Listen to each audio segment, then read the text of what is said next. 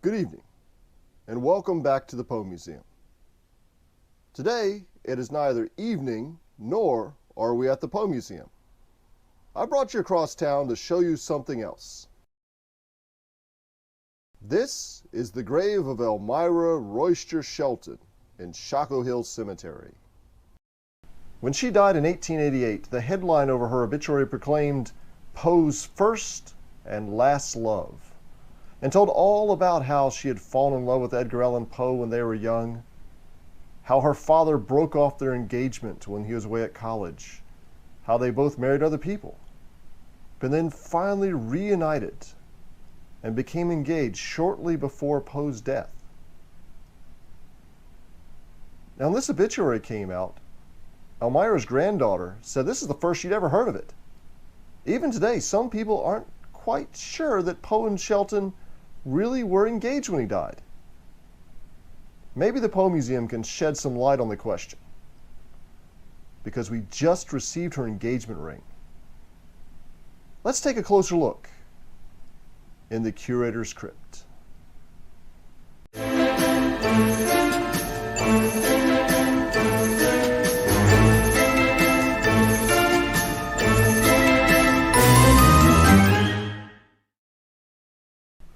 A lot of the confusion about Poe's engagement to Elmira Shelton comes from Elmira Shelton herself, whereas other women in his life, like Sarah Helen Whitman, Frances Osgood, Stella Lewis, Annie Richmond, weren't shy about talking to Poe biographers about their relationships with Poe, and some of them even exaggerated or made up things.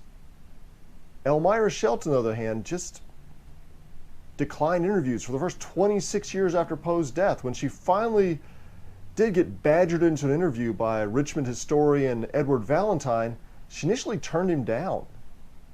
And when she did sit down with him, she told him, "We were never engaged. No such thing ever happened. Now basically, get out of here. He was a nice kid. I liked him, but it never happened." But she didn't really know Valentine very well, so maybe she didn't want to open up to him.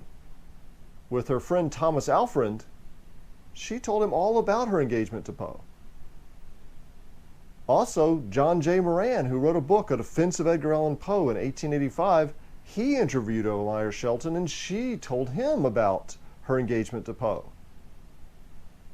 Even when Poe died, a lot of his obituaries covered the news that he was about to marry her.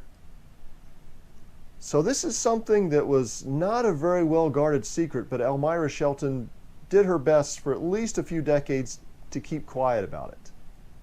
And maybe that's why her granddaughter never even heard about it. Another reason is that after the Civil War, Elmira Shelton fell on hard times. A lot of her money was invested in real estate, and she ended up moving in with her daughter. And her daughter hated Poe, hated everything about him, and forbade her to even mention Poe's name in her presence. So her daughter, Elmira's granddaughter, wouldn't even have heard Poe's name mentioned in the house. While none of the letters that Elmira wrote to Edgar or Edgar wrote to Elmira still survive, we do have Edgar and Elmira's letters that they wrote to his mother-in-law / aunt. Now, she was the mother of his first wife, and he had been taking care of her after her death and was planning on moving her down to Richmond to live with him. And in one of Elmira's letters to her, Mariah Clem, she said that, "Although I feel as if I were writing to one whom I love very devotedly, and whom to know is to love, Mr. Poe has been very solicitous that I should write you. And I do assure you, it is with emotions of pleasure that I now do so. I am fully prepared to love you, and I do sincerely hope that our spirits may be congenial. There shall be nothing wanting on my part to make them so." So she's saying, I'm looking forward to welcoming you into my home and to loving you as if you're part of the family. So that's pretty good indication that Elmira had accepted Poe's proposal to marry him. And just after Poe's death, Elmira wrote to her and said that He had been the dearest thing in the world to her.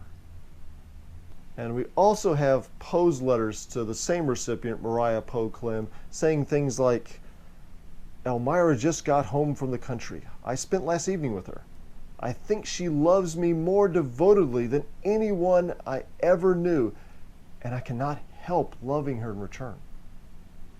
He also wrote, on August 29th, 1849, little more than a month before he died, we are solemnly engaged to be married within the coming month. So maybe September, October.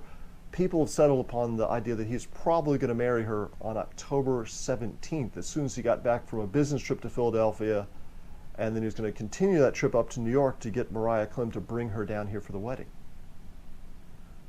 And in one of his last letters to her, he writes, I have got the wedding ring, and shall have no difficulty, I think, in getting a dress coat.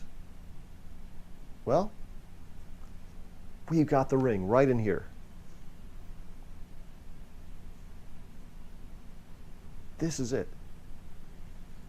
And it's kind of a big deal that he wrote that he'd gotten the wedding ring. He had probably been scrimping and sacrificing and saving just to get this little gold ring to prove his devotion to Elmira. After all, in the same letter that he wrote about getting the ring, he also wrote that his hotel had confiscated his luggage because he hadn't paid the bill. This is a guy who can't afford to pay his hotel bill, barely making ends meet. But he sacrificed and saved to make sure he had a ring for Elmira, even though he doesn't have his dress coat for the wedding yet. And that she accepted it's clear because she still held it after his death. And decades later gave it to Poe's sister, who passed it down through her family. And one thing you can tell from looking at it is it's a pretty simple ring. Engagement rings of the time were a little bit fancier affairs, usually had a bunch of little precious stones all around here, a cluster of precious stones. But this is just a simple gold band. But if you look really closely, right there inside, it's engraved Edgar. Probably would have cost him another 50 cents to $1 or more to engrave that there.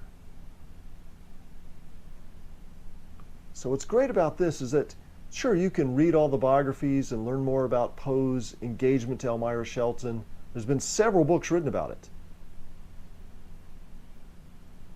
But this was actually a witness to those events. This was there when she accepted his proposal. This was there a couple days after his death when she read the obituary. That was the first she'd ever heard that Edgar Allan Poe had died on October 7th, just 10 days before they would have married. This is a piece of history. Years later, she ran into Edgar Allan Poe's sister, Rosalie Mackenzie Poe. And Rosalie Poe had fallen on hard times, and she was even selling photographs of her famous brother from the street corners to try to make a little extra money. And Elmira gave her this ring as a memento of the great poet, the man they both loved in different ways. And Rosalie, before she died, passed it down to her niece. And then she passed it down through her family for generations until 2012, when this came up for auction. And you'll never guess who bought it. It was world-renowned literary collector Susan Jaffe Tain. And a decade later, she gave it to us at the Poe Museum in honor of the museum's centennial this year.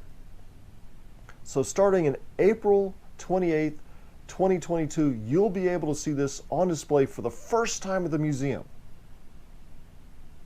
And you'll get to study this piece of history for yourself.